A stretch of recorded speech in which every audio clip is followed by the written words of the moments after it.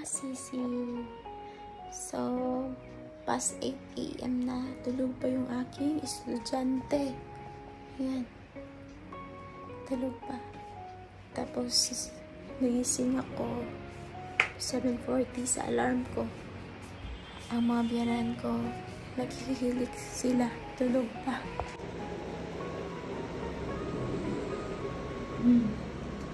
Gagawa ako ng tipin. Tipin tawag dito ng baon ng bata sa school. Pero, kasi 3 oras lang siya sa school. Kaya, yung ginagawa ko, pinapakain ko siya dito kung kakain siya ng egg. Tsaka, pinapainom ko siya ng kanyang Pediasure chocolate. And then, kung hindi niya naman kakainin yung egg, nilalagay ko sa kanyang tiffin box. Tapos, doon niya na lang kakainin. Ang hirap mag-isip ng ipapakain dito sa bata, sa baon nila. Kasi hindi kagaya dyan sa atin sa Pinas na marami kang mabibili na pwede na nilang pang snacks. Dito kasi mga sisi wala. Meron naman, kaso lang iba pa rin talaga yung mga tinapay sa atin, di ba? Yung tinapay kasi sa atin, mga iba't ibang lasa. Kaya ang anak ko, umaasa na lang siya sa mga yung mga biscuit, ganun. So, ipakita ko sa inyo yung lagayan. Ito, lagayan. So, gigisingin ko siya maya-maya. Kasi painumin ko siya ng kanyang ito yung kanyang so, lagyan ko siya ng bawal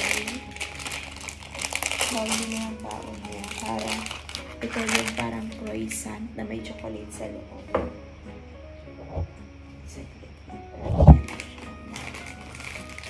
Lagyan ko muna ng powder. So, nilalagyan ko siya ng ganitong paper para sa baon niya. Nilagay ko siya dito.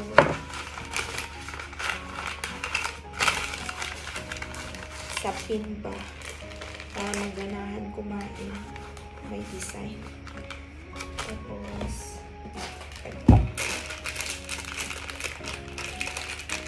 mabubusog mo siya nito. Okay. So, tanggalin na lang natin sa kanyang balot. Kasi mahirapan siya.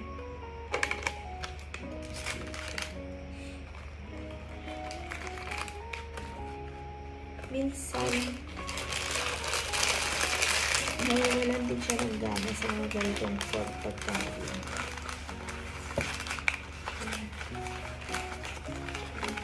So, lagyan natin ng tissue sa top. Para hindi siya and then, ayan. So, ito na yung tipin niya. Lagyan natin sa top.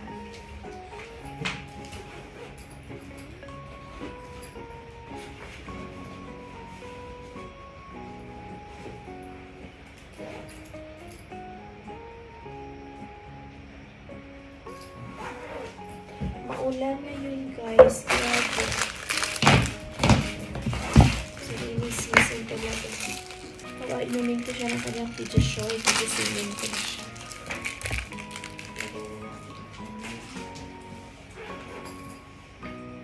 Water.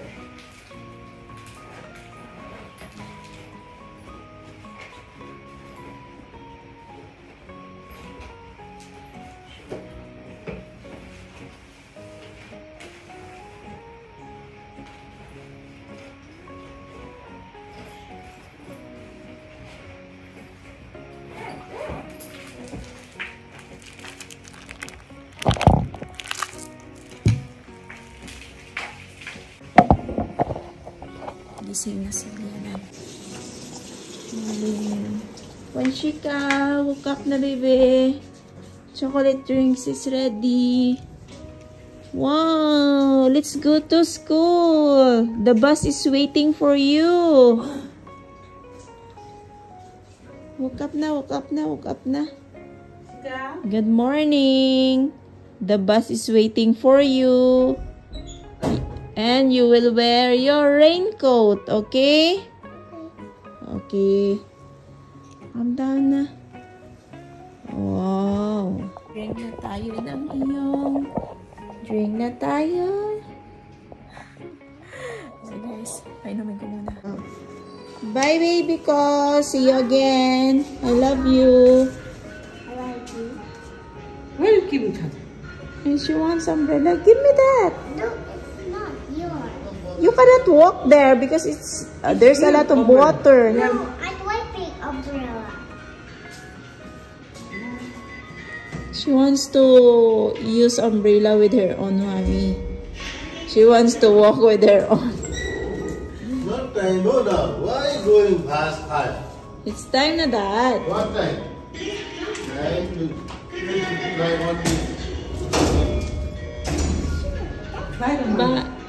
See you soon.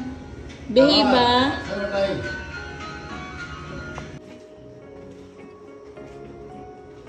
It's okay, Dad. I will close.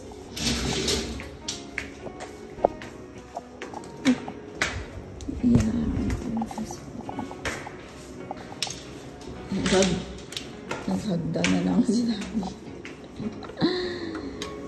Madali na yung karaan. Madaling-madali sila kasi late na. Kaya ngayon si Mami. Kasi ako talaga guys, kapag ako yung naghatid nung summer pa, yung hindi umuulan. So, like 55, umaalis na kami dito kasi pinapalakad ko si Wanshika. Ngayon, hinahawakan kasi binubuhat kasi nga maulan, tapos mabasa yung daan. Hindi ko pinasuot sa kanya yung raincoat. Nakapaghilamos na ako. Nakainom na ako ng aking before breakfast na mag-ano na lang ako. Mag-breakfast na lang ako. So, ito yung ginagawa ko kapag after ko maghilamos, guys. Nagpupunas pa rin ako ng towel. Soft na towel to, guys. Maganda siya sa kasi natatanggal yung yung mga dry na skin sa balat. Ano ba tong vlog ko? Skincare? Wala lang talagang masabi. So, ayan, guys. Maglalagay ako ng aking actually, yung mga nilalagay ko lang sa mukha ko is importante lang talaga. Hindi ko nga alam kung maglalagay nga ako ng sunscreen kahit maulan kasi dito lang naman ako sa bahay. Pero nilalagyan ko pa rin siya. Meron akong iba't ibang sunscreen dito, guys. Pero ito, the same brand lang to ng sunscreen. SPF 50 plus SPF 50 plus PA plus 4 plus. And then siya, broad spectrum with hyaluronic and 5 ceramides.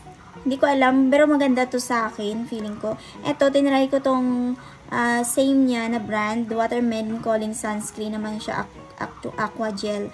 SPF 50 plus, PA plus, broad spectrum din siya with hyaluronic acid, pero wala lang siyang ceramides. For all skin types. Ito kasi for oily and combination non-oily finish.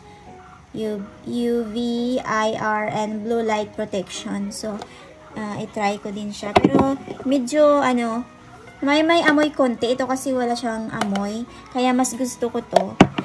Tapos, meron din akong tinry na, siya guys. Same brand siya. Strawberry. Tinted sunscreen naman siya. SPF 50 PA PA+++++. So, for plus porcelain yung kanyang kulay. Kasi nga, hindi naman ako masyadong tan. Kaya, tapos naglalagay ako ng minimalist na salicylic acid 2%. Kasi marami akong mga maliliit na yan. Ganyan lang. Sa mga part lang na dito na tinutubuan ng tawag nun ba? Ng mga pimples na maliliit. So, dyan ko lang siya nilalagay.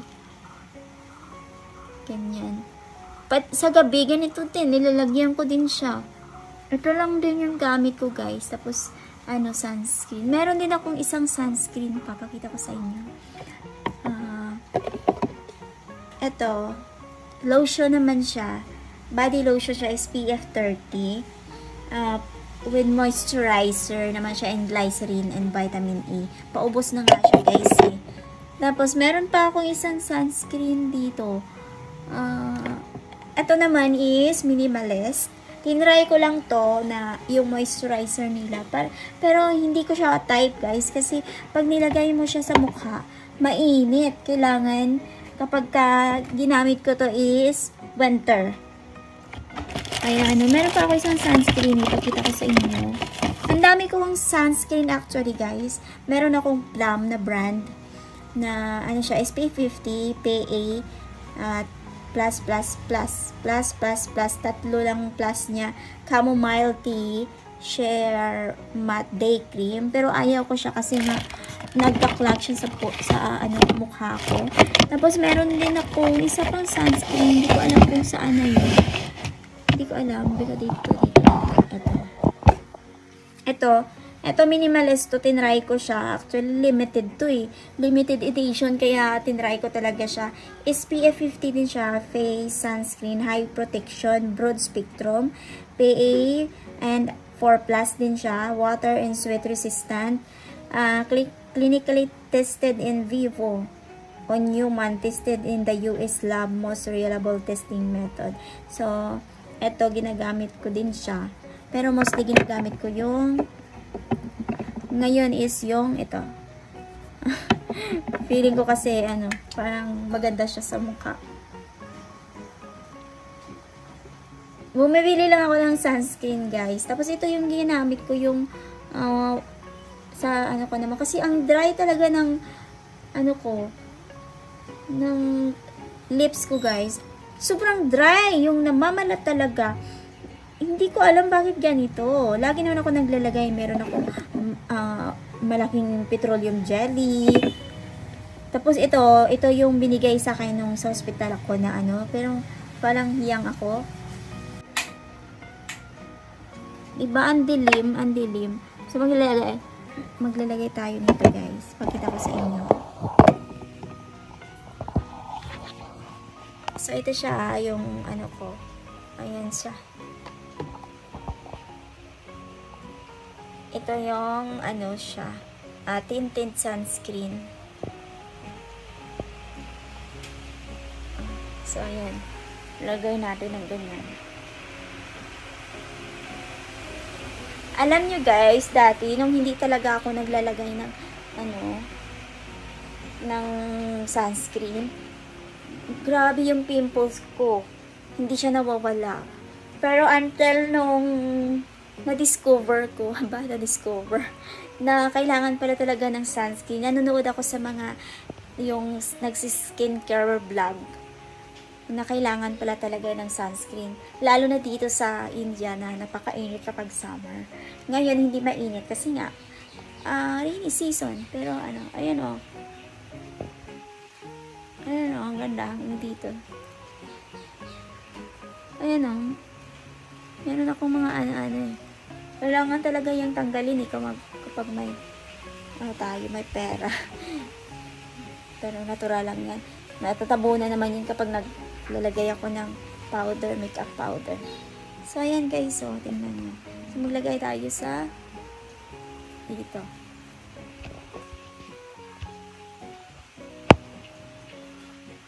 Ito. Ayan.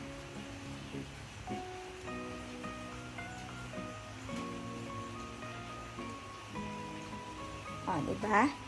Ganda siya. Ganda yung ano niya, parang glossy siya, nag-glow yung skin. Kaya gusto ko siya. Kaya bibili din ako nito pag ano. Itong mga sunscreen na gagamitin ko na iba. Kasi September, start na naman ng summer dito, mainit na naman. So, yun lang guys. Thank you for watching at kakain na ako ng aking breakfast. At para makainom ako ng aking mga gamot para gumaling na tayo. Bye everybody! Spread the love and always be kind. Bye-bye!